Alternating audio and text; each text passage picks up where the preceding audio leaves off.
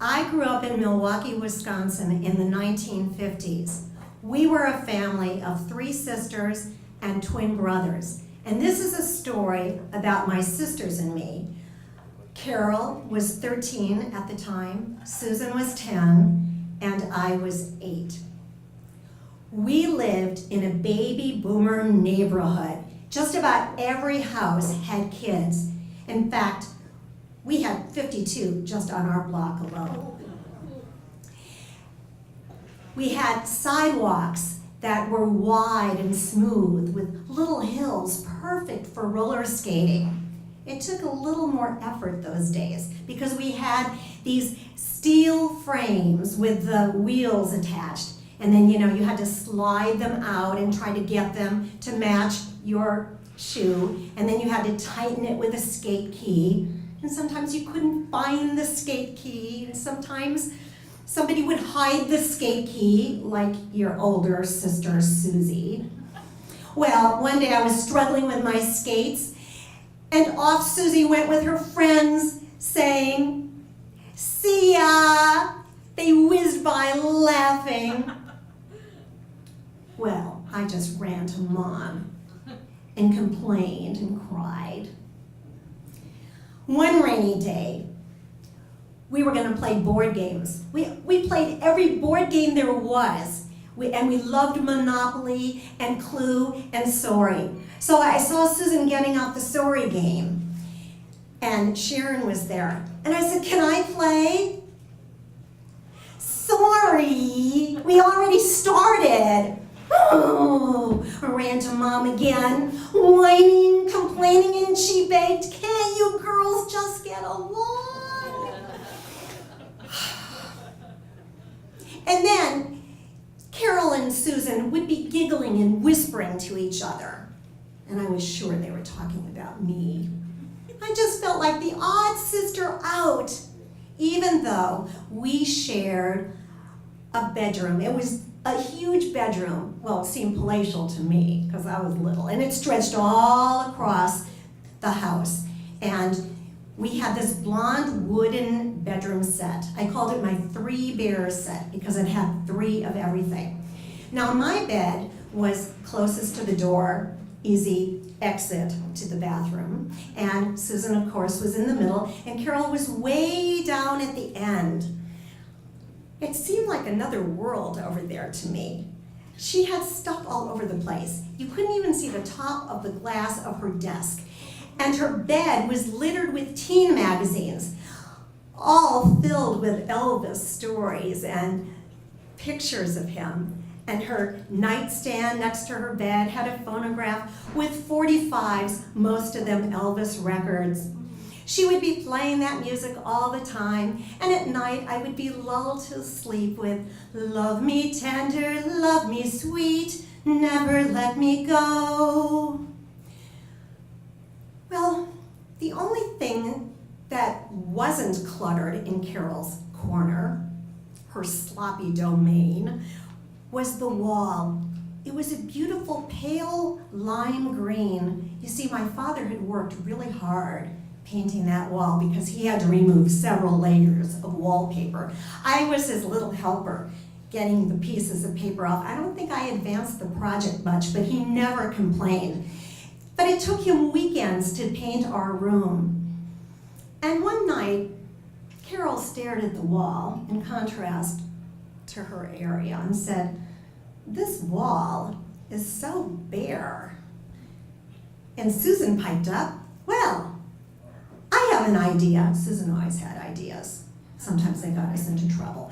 "Why don't we make an Elvis Presley collage? You have all those Elvis teen magazines, all those pictures. We could cover the whole thing." Carol said, "Yeah." Susan got ready. She brought all our supplies, construction paper, scissors, glue, tape so that we could put it on the wall, scissors, and most important, flashlights. And then Susan said, "Now, remember our warning system about Dad. 1, he's on the landing. 2, he's on the stairs. 3, we see his shadow. 4, watch out, he's here." They handed me some magazines. I started cutting. Carol put the music on. We were having so much fun. You ain't nothing but a hound dog, crying all the time. You ain't nothing but a hound dog, crying all the time. I was so happy. I had never been included with an activity with both my sisters, just little old me. But suddenly my mood was interrupted. Girls, what's all that racket down there? Oh, nothing, Daddy. We're just telling each other bedtime stories. Well, knock it off and get to sleep. Okay. I said, that's number one. He was on the landing. I said, oh, don't worry, Barbara. Well, we kept working away. Snip, snip, paste, place. The collage was growing. It was soon time to get some of it up on the wall. This was great. But then we heard Dad. You could always hear him. He was flat-footed, and he had what we call the elephant walk. You could hear him anywhere. I knew he was on the stairs. Girls, am I going to have to come up there and make you quiet? No, Dad, really. Oh, we're so tired. We're really going to sleep now. All right. We just continued to work. Oh, it was really coming together. We took a little break, grabbed our pillows. Hug, hold me close, hold me tight. Let me thrill with delight. Let me know where I stand from the start. I want you, I need you, I love you with all my heart.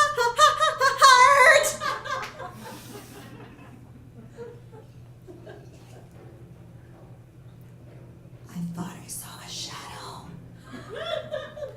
Susie, I think I see a shadow. Barbara, you are such a baby. We should never have let you help. Here, get busy with these magazines. Well, they may have been older, but I knew better. So I got under my bed. They didn't pay any attention. They just kept crooning away. Yeah, yeah, yeah, yeah. Yeah, yeah, I'm all shook up. Boom! Dad opened the door, flashed on the lights. I was safe, I thought. Number 4, he's here. I've had it with you girls. What have you done to my beautiful wall? What's going on here? You are going to get it. You are going to get it. Now, Dad often said we were going to get it. We did not know exactly what get it was because we never did get it. His bark was worse than his bite. Then all of a sudden, he was coming down this narrow aisle between Susie's bed and my bed. And just out of curiosity, I poked my head out, and at that moment, his big foot with his big toe and its thick nail met my face and gave me this half-moon scratch right under my eye. I began to cry and fuss. To tell you the truth, it did not hurt very much. My father was scooping me up in his arms and giving me hugs and kisses, all the while yelling at Carol and Susie and telling them how they were going to get punished. Well, for once, I was glad to be the odd sister out.